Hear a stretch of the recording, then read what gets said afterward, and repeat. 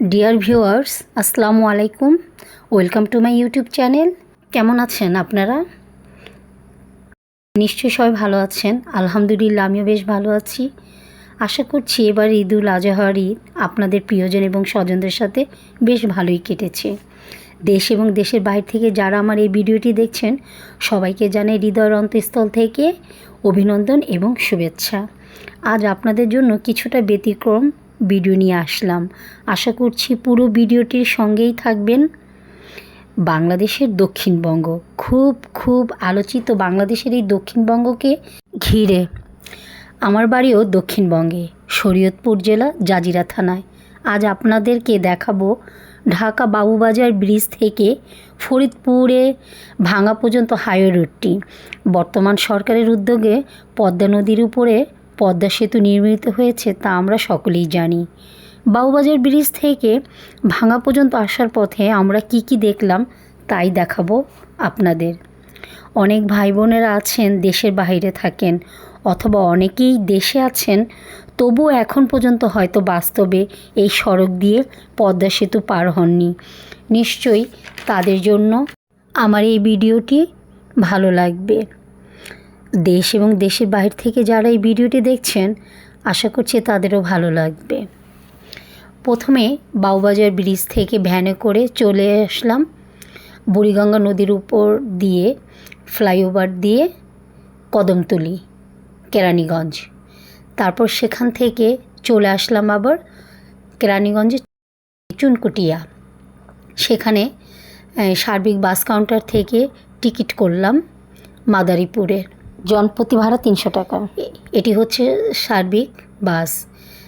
বাসে করে আমরা চলে আসলাম মাওয়াঘাটে। দেখুন, ঈদের পরপরই ভিডিওটি করা, তাই বাসটি বেশ ফাঁকা লাগছে। আসার সময় আবার ভরে আসবে। এই দেখছেন মাওয়াঘাটের পুলিশ স্টেশনটি। দেখা যাচ্ছে টোল। পদ্মা সেতু পার হতে হলে কোন গাড়ির জন্য কতটুকু টোল বরাদ্দ রয়েছে তারই একটি চার্ট বা তালিকা। ধীরে ধীরে বাসটি আবার ছেড়ে দিল।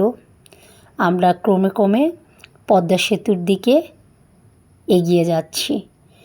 একটু পরেই দেখতে পাবো পদ্মা সেতুর ওঠার আগে টোল ব্যবস্থা বা টোল স্টেশনটি। সবাইকে আসলে টোল দিয়েই পদ্মা সেতুতে উঠতে হয়।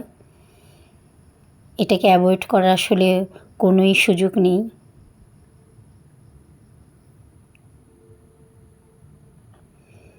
এই তো চলে আসলাম টোল স্টেশনে।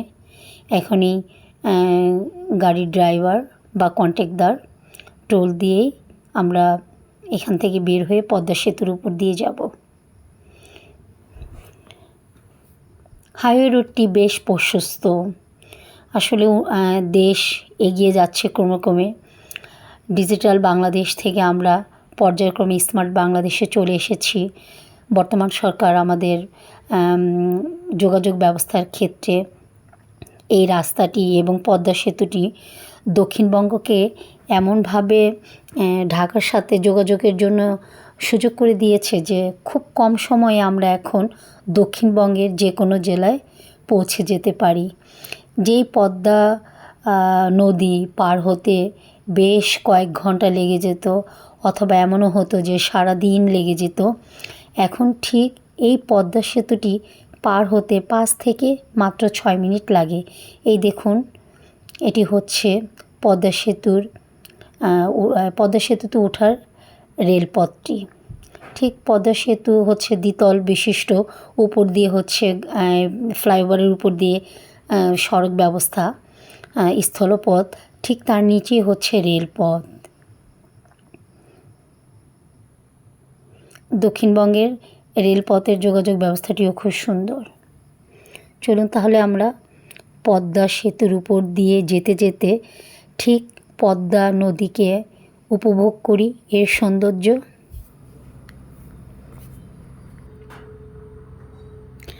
এক সময়ের উত্তাল ঢেউ ছিল এই পদ্মা নদীতে। আমরা যখন ছোট ছিলাম বাবা মার সাথে গ্রামে যেতাম, আমার খুব মনে আছে। লঞ্চে করে পদ্মা নদী পার হতাম। খুব ভোরবেলায় সদরঘাট লঞ্চ ধরার জন্য চলে আসতাম। প্রায় সব কিছু মিলিয়ে 6 থেকে 7 ঘন্টা 8 ঘন্টা লেগে যেত। ছোট ছিলাম তখন। আজকে খুব অবাক লাগছে যে পদ্মা নদী পার হচ্ছি পদ্মা সেতু দিয়ে, তাও খুব কম সময়ে, মাত্র 5 থেকে 6 মিনিটে।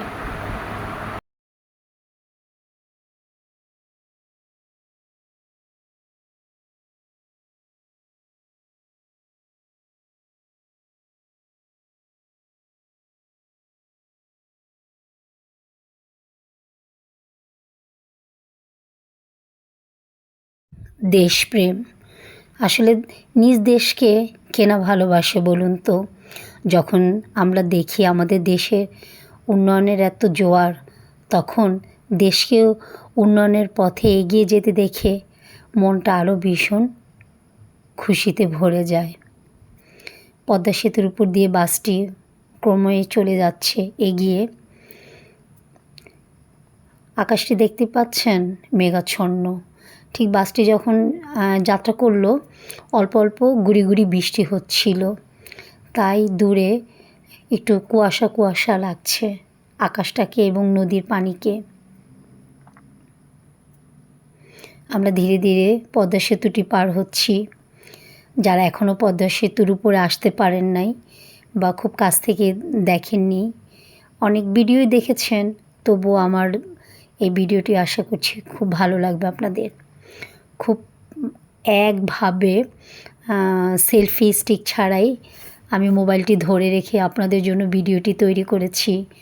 অবশ্যই অবশ্যই আপনারা আমার ভিডিওতে লাইক করবেন, প্লিজ কমেন্ট করবেন এবং সাবস্ক্রাইব করে আমার পাশেই থাকবেন।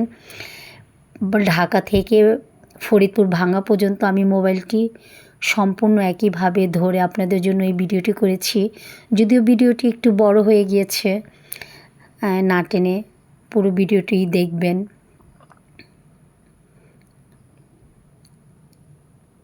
এটি হচ্ছে পদ্মা নদীর মাঝখানে চর জেগেছে।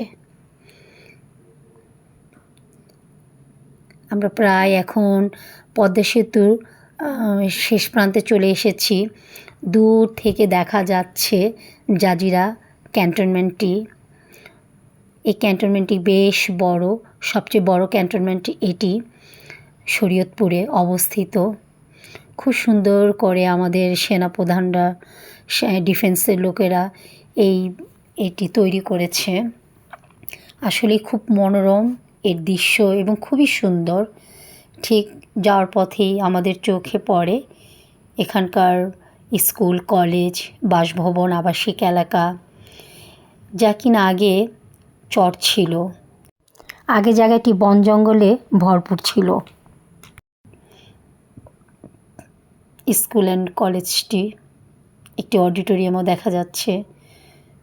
আমরা জাজিরা ক্যান্টনমেন্টটি পার হয়ে চলে আসলাম।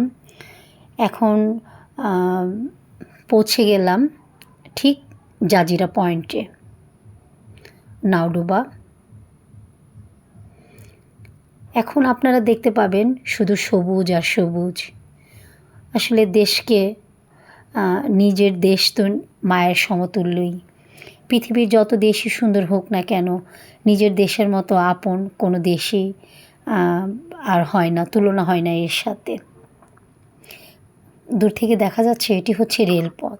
ঠিক সড়কের পাশ দিয়েই রেল সেতুটিও নির্মিত হয়েছে। আসলে খুব দেশকে শ্রদ্ধা করতে ইচ্ছে করছে এই মুহূর্তে। দেশপ্রেমটা আসলে জাগ্রত হয়েছে, কারণ আমার দেশ হচ্ছে আমার গর্ব। এই দেশের জন্য আসলে আমরা অনেক আত্মত্যাগ করেছি।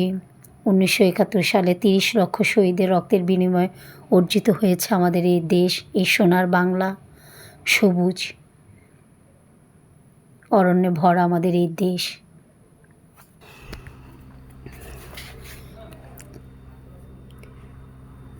সকাল থেকেই প্রায় বৃষ্টির কারণে রাস্তাটা দেখতেই পাচ্ছেন আপনারা, পানি জমে আছে হালকা হালকা, পিচঢালা পথ।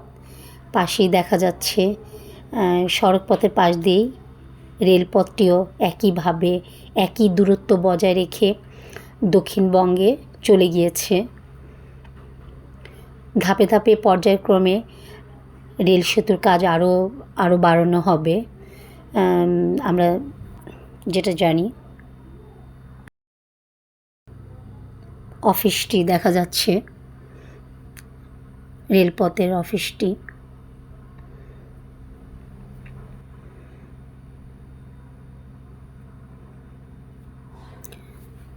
এই দেখুন রেলপথের ব্রিজটি,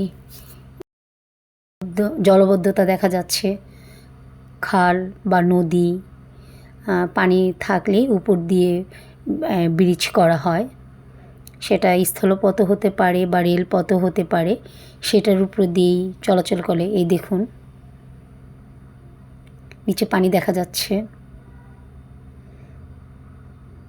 মাঠের পর মাঠ, দিগন্ত জোড়া মাঠ, ক্ষেত খামার, খোলা আকাশ।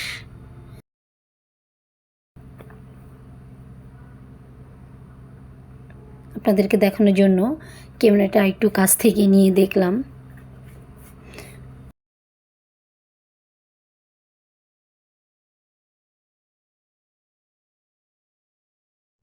খুব অসাধারণ একটি ভিউ। মনে হচ্ছে সত্যি কথা যেটা বলতে, যে ইউরোপ কোনো কান্ট্রির মতো লাগছে। আসলে মনটা খুব ভালো করে দেয় যখন আমরা প্রকৃতির দিকে তাকাই। এর সজীবতা আমাদেরকে মুগ্ধ করে।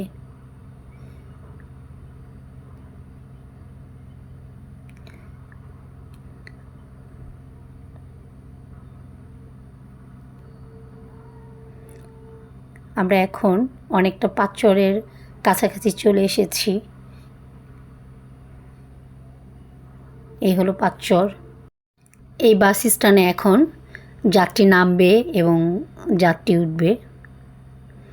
খুব কম সময়ে আমরা চলে আসলাম। ঢাকা থেকে, ঢাকা বাবুবাজার ব্রিজ থেকে ফরিদপুর ভাঙা পর্যন্ত মোটামুটি 1 ঘন্টা 20 মিনিট থেকে 30 মিনিটের মধ্যে চলে আসা যায়।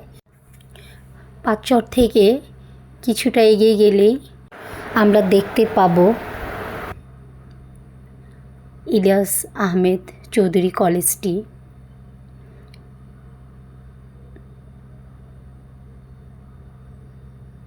এই দেখুন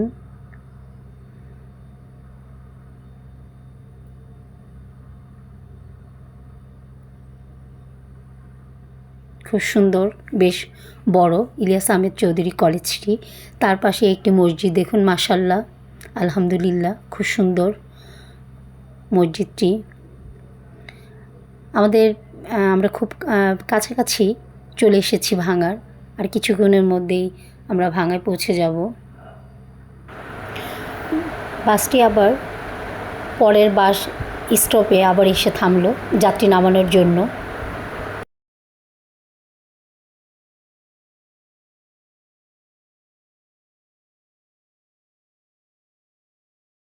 হাইওয়ে রোডটি বেশ প্রশস্ত। বৃষ্টি হচ্ছে গুড়ি গুড়ি। একজন যাত্রী দেখতেই পাচ্ছেন নামলো, তাকে নামিয়ে দেওয়া হলো। আবার ঠিক আমাদের গন্তব্যস্থলের উদ্দেশ্যে রওনা দিল বাসটি।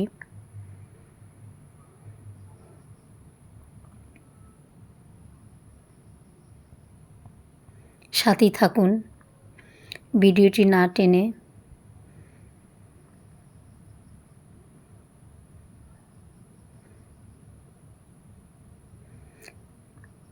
কিছু কিছু গাছ আসলে এমনিতেই উঠেছে, হয়তো রোপণ করতে হয়নি। রাস্তার পাশেই দেখতে পাচ্ছেন।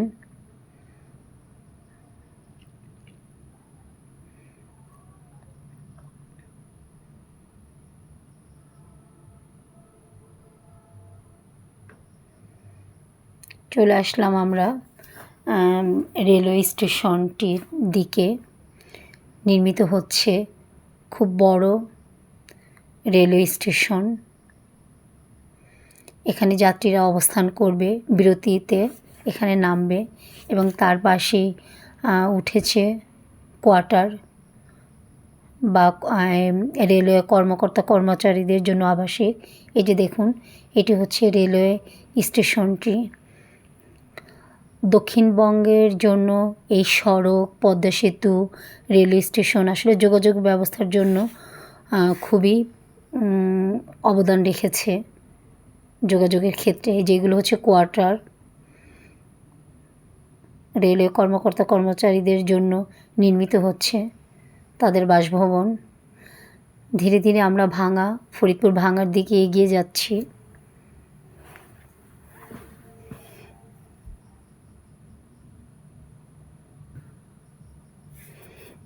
ঢাকায় যেরকম খুব যানজট, আসলে দক্ষিণবঙ্গে বা গ্রামের দিকে চলে আসলে একটি জিনিস খুব ভালো লাগে, যেখানে দূষণমুক্ত একটি পরিবেশ, যা অত্যন্তই নির্মল, এর বায়ু যা স্বাস্থ্যের জন্য খুবই উপকারী।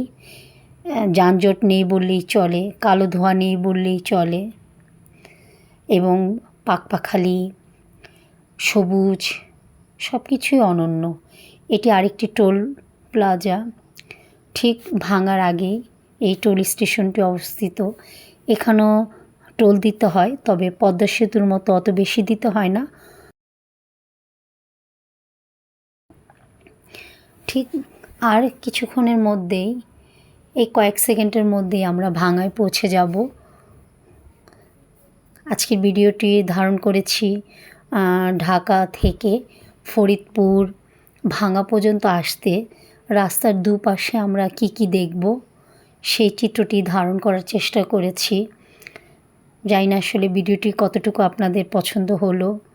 যদি ভালো লাগে অবশ্যই পাশে থাকবেন সাবস্ক্রাইব করে।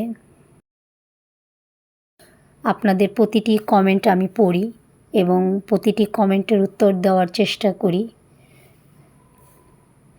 আমরা একেবারে ভিডিওর শেষ প্রান্তে চলে এসেছি।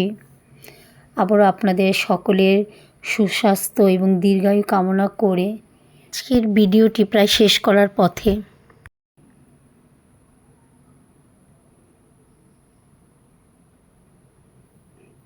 কিছুক্ষণের আর কয়েক সেকেন্ডের মধ্যেই পৌঁছে যাব ভাঙায়। ভাঙা এমন একটি যোগাযোগের ব্যবস্থা যেখানে দক্ষিণবঙ্গের চৌরাস্তা বিশিষ্ট সবগুলো জেলা একটি সম্মিলিত কেন্দ্র। আপনি যদি দক্ষিণ দিকে রাস্তাটি ব্যবহার করেন তাহলে বরিশালের দিকে চলে গিয়েছে, মাদারীপুরের দিকে চলে গিয়েছে, এবং আপনি যদি পশ্চিম দিকে যান তাহলে খুলনা, বাগেরহাট, গোপালগঞ্জ সেই জেলাগুলোকে সংযোগের ব্যবস্থা করে দিয়েছে। এবং যদি আপনি ভাঙা থেকে উত্তর দিকে যান তাহলে হচ্ছে মাদারীপুর, ঝিনাইদহ, কুষ্টিয়া, রাজবাড়ী এই জেলাগুলোকে সংযোগ করেছে। এবং পূর্ব দিকের পথটি হচ্ছে যেটি দিয়ে এখন আমরা বর্তমানে আসলাম ঢাকা থেকে, পূর্ব দিকের রাস্তাটি ব্যবহার করে। অর্থাৎ ভাঙা হচ্ছে মানে চৌরাস্তা যেটাকে আমরা বলবো, একটি সম্মিলন কেন্দ্র, সবগুলো জেলাকেই এই ভাঙায় সমন্বিত করেছে।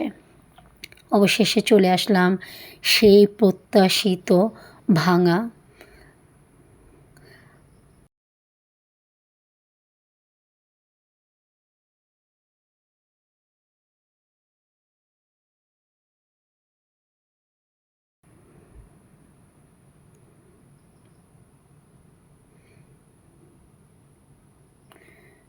তারপরে ভাঙার পরে শুরু হলো আবার সবুজ আর সবুজ। এখন এই রাস্তাটি চলে গিয়েছে বরিশালের দিকে। সবাই ভালো থাকবেন। আল্লাহ হাফেজ।